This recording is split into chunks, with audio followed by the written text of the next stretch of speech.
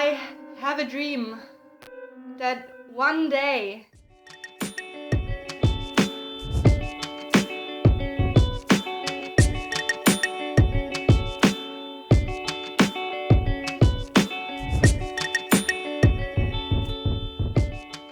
once upon a time, 7 young, hungry, and potentially ambitious, yet hopelessly carnivorous Maties were about to indulge in their heavy evening feast.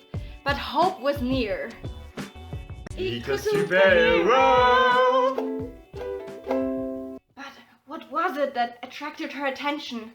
The smell of unsustainability. Time had come for a new adventure. Fact! The production of 1 single kilogram of beef requires around 15,000 liters of water. That's the equivalent of you taking 230 showers each 8 minutes long. On top of that, livestock releases large quantities of methane and nitrous oxide, contributing to a fourth of global greenhouse gas emissions. And 30% of the world's land surface is used to feed the meat we eat, instead of being directly eaten by us. This would be much more energy and space efficient. So, reducing your meat consumption by eating more vegetarian is an easy first step to become an eco-superhero.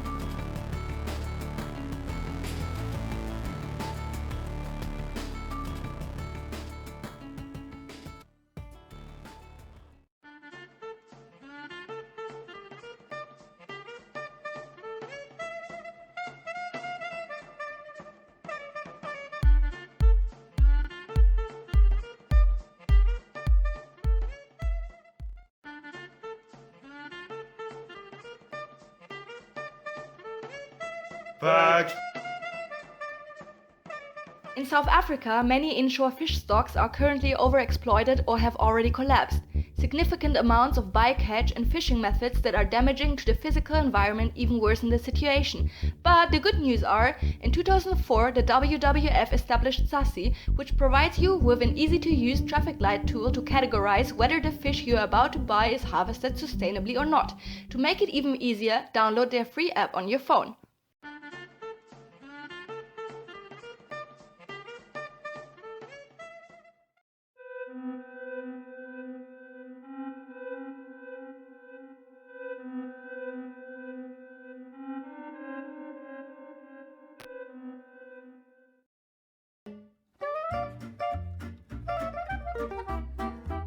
Fact! Each year, South Africa consumes a total of 8 billion plastic carrier bags. Depending on the environment, plastic bags take tens to hundreds of years to decompose. If they degrade in the ocean, toxic compounds or the plastic itself before it is decomposed are accidentally taken up by many sea organisms with fatal consequences. But the good news are, there's a simple solution to this: the good old reusable jute bag. Fact! Always try to watch out for a certified alternative of the product you're buying. The price difference might be 1 or 2 rand, but you're making a big difference for our planet and the lives of the farmers producing, for instance, the coffee or the chocolate you're about to buy. So have a look for labels like Fair Trade, which not only ensure humanitarian work conditions, but also an agenda of environmental standards regarding water and agrochemical use, waste management and maintenance of soil fertility. This is Jan. Jan is about to clean up his fridge. Fact!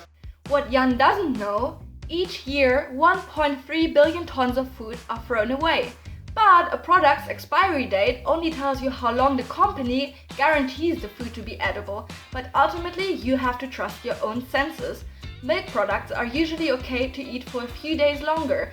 Eggs are edible for weeks after the expiry date, and products like rice, noodles, flour, and coffee are palatable several months after they expired.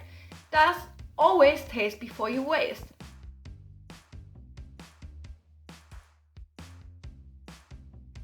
Fact! How far your food has traveled has a major influence on how big your grocery's carbon footprint will be. But you can simply start growing your own veggies. Listen to what PNR has to say about organic farming. Well, we're called Stellenbosch Allotment Gardens. So the idea here was we actually wanted to teach students how to garden. Specifically organic farming and producing their own vegetables. Farming, being in contact with the soil, learning the different skills that it actually takes to start a vegetable garden. So the main aim of this project is to teach students practical skills. We normally do 2 cycles of 6 months each, and normally it takes about 3 months for your first harvest from actually planting the little seed to actually getting something on your plate. On this little patch, you could probably supplement a lot of your fresh vegetables from just from this patch. Obviously, I mean, it's not going to feed you for the whole year. You can save a lot of money. We are lucky enough to get the land for free, and we get our water for free as well. But otherwise, besides that, our compost, our seeds, our seedlings, all the tools, everything is covered by the membership fee. So for 150 Rand, you literally get everything. You just have to show up. I think one of the goals of this project was also to teach people organic skills specifically, because with climate change and with all the pollution that's happening through pesticides and conventional farming, we're going to have to change our ways at one stage or another. And the more people that actually have these skills, and the earlier they get those skills, the better, because that means that more people can produce their own healthy food.